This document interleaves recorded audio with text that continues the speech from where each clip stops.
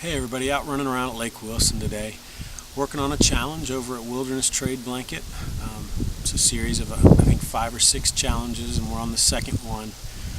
I thought I'd start shooting video. For the first challenge it was wild edibles, and this time it's wild medicinals, identifying 5 of them. There's a lot of crossover between wild edibles and wild medicinals, so I really wanted to pick 5 different plants. For example, I showed dandelion as a wild edible, the dandelion greens, but the dandelion root works well for a diuretic as well. So, and then there's a lot like the white sage that is also a great medicinal plant. But I had kind of 5 I was really wanting to pick out that I've used before and personally I like for a lot of different reasons. So we'll go walking around and see what we can come up with. Okay, right here we got 2 that I wanted to talk about. First one's probably my favorite plant out here in central Kansas. It's the yucca. It's got a lot of different uses, but medicinally the root can be pounded into a poultice and then into a liquid to help with upset stomach. Another reason I like this plant so much is because it has, like I said, a lot of different uses. The leaves you can break down into fibers and use to spin into cordage. These stalks, like this one here, they make great friction fire spindles. And at the tops of these stalks, when they're flowering and in bloom, the flowers up top are edible, and they're actually very, very good. Great addition to a salad or to throw into a cooked stew.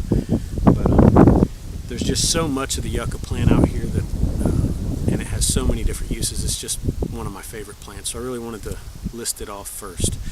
The second plant is this right here, which is horseweed. And again, the root is what you would use medicinally on this plant. The root is a pretty potent astringent, so it works well for diarrhea.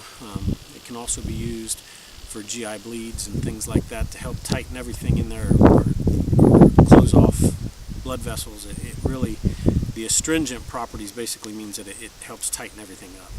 So it really slows down diarrhea and can be used for things like that. Another great use for this particular plant is that it also, when you cut it and dry it, makes a great spindle for a fireboard. So again, that's another reason why I like these 2 particular plants, is they have multiple uses. Here's another great medicinal. This one's yarrow. Yarrow has quite a few different uses, but the ones I've seen most popular and used most popular is for bleeding. You can use this as a poultice to stop bleeding. It's also great for upper respiratory stuff like coughs, as a cough suppressant in a tea. Something else a buddy of mine told me about was that you can take these when they're flowering and you can rub them on your body, and they work really well as a bug repellent, although I haven't tried that one. But a good friend of mine used it throughout our knife only course for that reason. Here's another great one. This has a topical use. This is milkweed. I don't know if you can see that or not. Whenever the plant's injured or you break it off, you get this white milky substance to come out of it, and that works really well on removal of warts, moles, or even ringworm.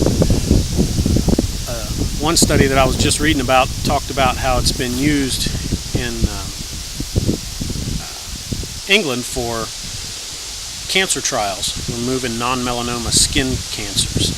And they've had a lot of luck with it. I think they said like 75%. The other nice thing about this particular plant is when it goes to seed, these pods open up, and they'll open up and they're just full of fluff, flash tender.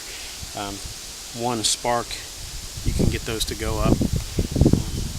So again, I like anything that has multiple uses.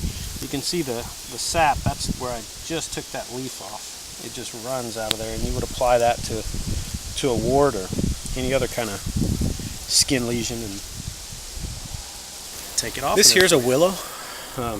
Willow has salicin in it, or salicylic acid, which is the main compound or the active compound in aspirin. So it has, the inner bark of the willow has the same effect or action as an aspirin. It can be used for some pain relief. It can also be used as a mild anticoagulant or a blood thinner. So the willow is a very good emergency plant to know, because it can be used for a headache or a heart attack. Okay, this last one I wanted to pick out is coneflower, or purple coneflower, also known as echinacea. This one's been used for a long time. It's still used today, and it's basically an immune system booster, it really helps with all kinds of infective processes, specifically respiratory, but teas of echinacea are used all the time, even today, by a lot of people to help boost their immune system during flu season and things like that. It's not in bloom right now, so obviously the petals are all off, but this is kind of the telltale sign of what it is. Well, I know I got more than 5, and I was honestly done, but I was keeping my eye out for this one this afternoon as we were walking around, and on the way out of here, stumbled across it, so didn't want to pass on it. This is mullein. It's another plant that the spindle, or the stem makes a great spindle for fireboards. The other great thing about this is it's also called Indian toilet paper. It's very soft and fuzzy, if you ever needed to use it for toilet paper. But the medicinal use for this is you dry the leaves and powder them up, and you can brew it into a tea. But it's an expectorant, kind of like Mucinex. So if you've got a chest cold and you're just not coughing up everything, it works really well for loosening up those secretions and helping you cough them out.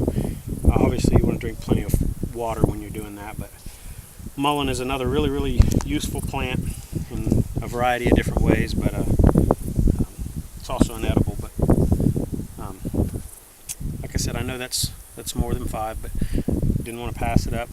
So this should be the end of the medicinal plant part of the Wilderness Trade Blanket Challenge. Thanks.